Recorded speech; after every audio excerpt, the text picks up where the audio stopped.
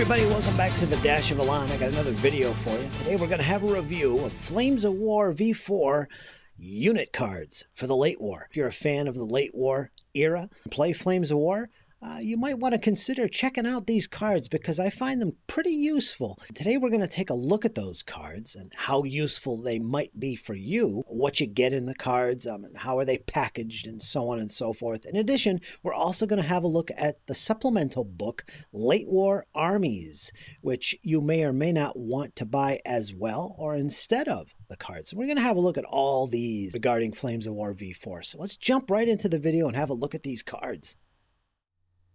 Let's take a look at the actual cards themselves. They're not too thick and clumsy, and they're not too thin either. These, I think, are going to last you quite a while, considering the wear and tear they might go through in a typical battle. We shall see, but I think it's a strong point. They also have quite a gloss shine to them, which is not bad because you can use your dry erase markers on these cards. If you need to keep track of something or put a little note on a card, you can easily do that with your dry eraser and wipe it off later. Okay, let's take a look at the actual cards themselves, starting with the Germans. A nice little sturdy box, as we saw earlier. There's a total of 68 cards that come in the German pack. And as expected, it covers all your basic unit types that you would expect to encounter in a late war, including Stugs and Panzer IVs, and the Tigers, Flak 88s, all the classic weapon systems and infantry formations and artillery. It's all covered here. Pumas. And you do get duplicate cards of units, so you can really build your list. You shouldn't have to, there's no reason to run out of cards when you build a basic force normally.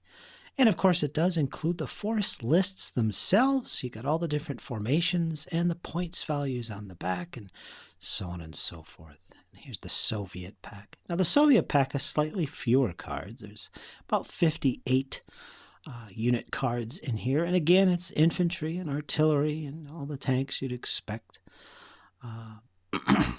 In this case, there is a plastic wrapping around these cards to protect them. So when you first get them, you got to pull out your trusty little hobby knife and get in there. So, and again, it's the same vehicles and infantry and aircraft that you'd expect for late war.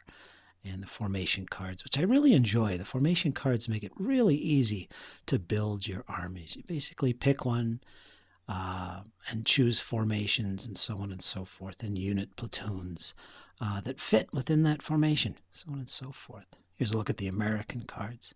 Again, all the classic vehicles and formations. There's 59 cards in the U.S. deck, one more than the Soviets, but still less than the Germans.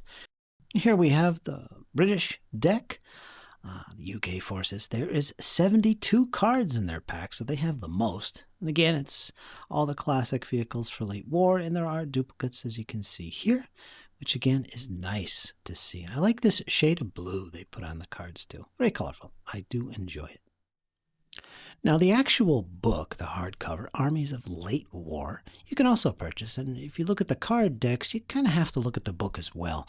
And basically, all the cards are drawn from this book. Really, there is no reason to have both. But if you want to complete your collection, yes, indeed, I would highly recommend you also get the book. It's about 130 pages, glossy. And as you can see here, units are duplicated on the cards. Which is highly useful, so it saves you a lot of time. If you prefer to write things out, maybe you don't need the cards. You can just grab the book. But I do enjoy the book. It has a lot of third edition flavor to it with all the pictures and illustrations. And of course, it does actually cover some of the fluff and some of the background information that would be useful to understanding your army better, at least historically, on where it fits.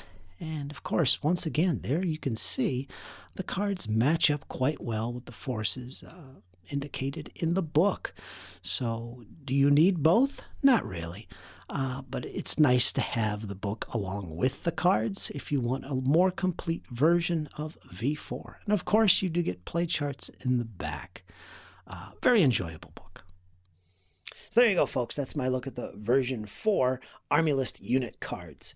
Do I recommend them? I pretty much do, but it really depends on where you're coming from as you get into version 4 Flames of War. Like I said, in the past, I enjoy setting up models on the tabletop, disregarding points, and just playing a battle. Using the cards really helps me do that. It's very convenient for that style of play. If you want to go as far as building an actual army list with points with the cards, it's also very convenient because you really literally don't have to look into a book. It's all right there on the cards. The force lists, all your options are listed right there on the reverse of the card, the formations available to your force, and so on. It's all right there.